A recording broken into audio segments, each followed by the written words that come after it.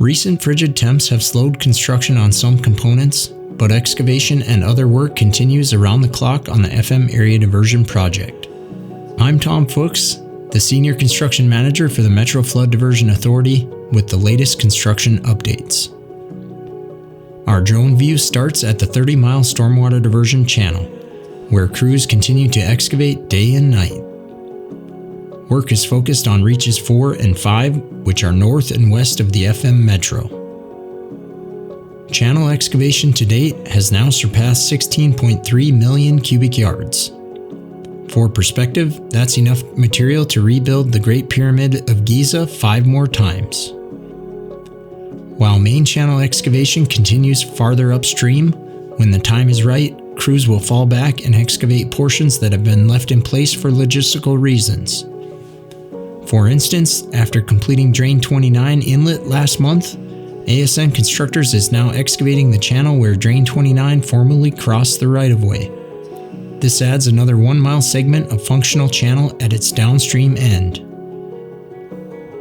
Work is also happening south of I-94 at the new Drain 14C Inlet.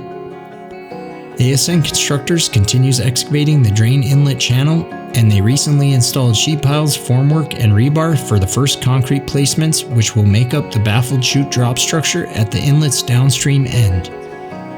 When completed, the new drop structure will dissipate energy and combat erosion as inflows are passed directly from Drain 14 into the stormwater diversion channel. Speaking of concrete work, the first large placement at the Maple River Aqueduct is now complete.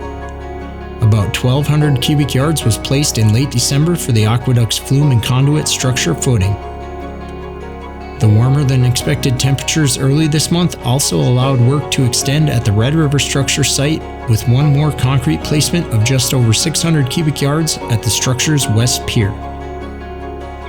Work is also taking place at several channel crossings. This includes installing shoe fly track at BNSF Hillsboro and building bridge substructure elements including abutments and piers at the County Road 4 and 31 combined crossing.